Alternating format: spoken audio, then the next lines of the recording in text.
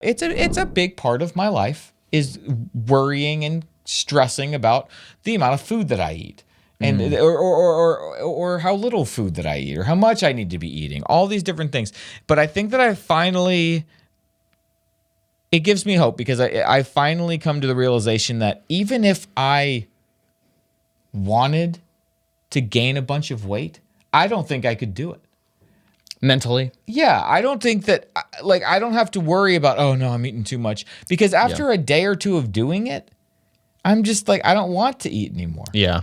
I think I've done it long enough. I've eaten a good amount long enough now that I have felt good long enough that when I don't eat well and I don't feel good, that's not normal to me anymore. The way that, like, when I was like overweight and eating a bunch and it's just like, whatever, it's just, I'm going to get back on track next week. It's fine. What's a few more days? Right.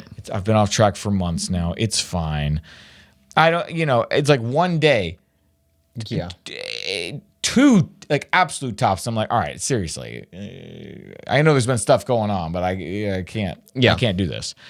And I just have to trust I'm learning that I can trust myself, that just because, like you said, the 80-20 rule. I think I kind of just like intuitively do that now. Yeah.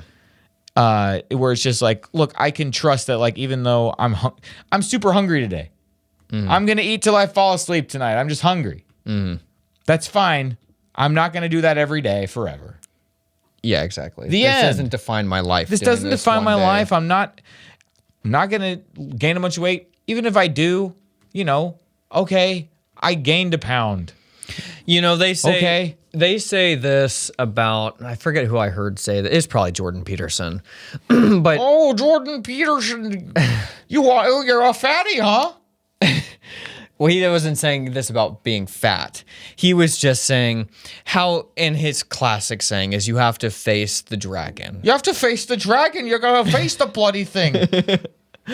You have to face the dragon. The thing that scares you, you just have to be like, look, we're going to fight eventually. So just do it today. And that's what I did with when I was having my sleeping problems and I couldn't sleep for so long.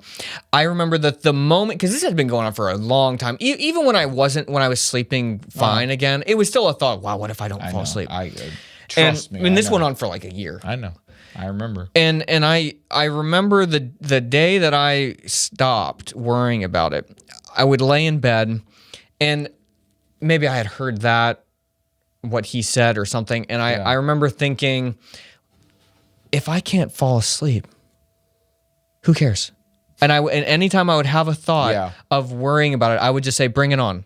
Like, make me not be able to sleep. Yeah. I will. It doesn't matter to me. Like, and I would just fall asleep. And I would say that repeatedly. Like, if I was actually getting stressed out, I would just say, bring it on, bring it on, bring it on, and then I'd just fall asleep. Yeah.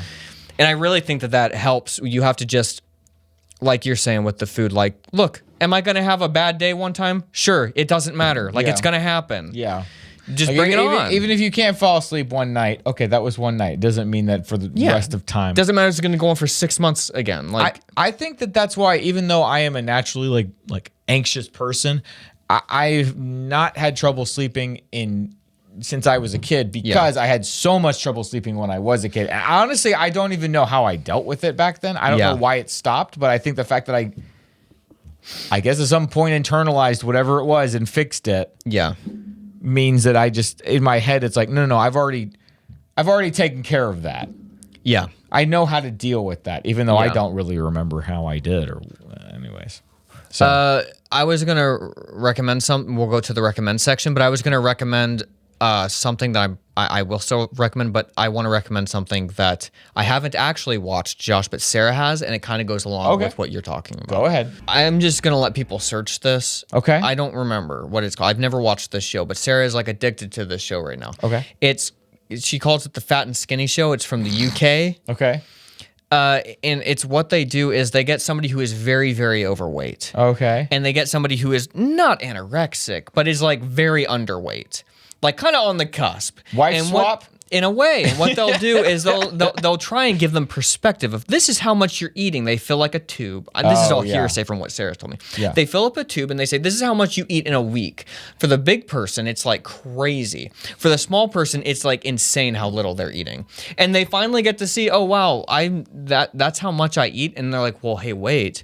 Now what we're gonna do is the skinny person is going to have to eat as much as the big person, and the big person is going to have to eat as much as the little person. And why they do that, is it makes the person who eats that way, like the skinny person, when they see the large person eating nothing, they feel guilty. It's like, wait, I'm doing this to myself. Like it hurts to watch somebody else do what I do every day. I gotcha. Yeah. Like you don't take care of yourself. Yeah. The person you take care of yourself the least is yourself. So what is the overweight person? The overweight person watches the person who is really tiny just dying, trying to cram as much as they eat. I don't know why that wasn't intuitive in my head. It wasn't either for me, because I told Sarah, I was like, that's a really messed up show. And then she explained it to me and I was like, oh. It's a concept of watching somebody treat somebody else the way you treat yourself the way you would treat somebody else. Yeah. And that is a way to see that. If somebody else did what you did, you would say, don't do that to yourself. That's not how you should. And then you say, oh, wait, that's what I do to myself. If someone else was having this worry that I'm having right now, what would I tell them? I would say, don't worry about it. Show yourself some grace. You're going to be fine. But you don't tell yourself why can't I believe that same advice? So it's an interesting, it seems very perverted at first. It seems like this weird thing you're watching. But then when you actually think about it, it's like, wow, that's an interesting show. Where do I watch this? I got to see this. I have no idea. All right. I'm sure I'll have a clip of it. I'll have it on the screen. It'll be in the thumbnail. And of course, I'll find it. These nutritionists, and they have like how they suggest people to eat is a bit painful. It's like the food pyramid kind of thing, I think. But if they even have a food pyramid anymore, I don't know. But it's like that kind of mentality, so it's a little painful. So you have to watch it with like a grain of salt. But that concept is interesting to watch.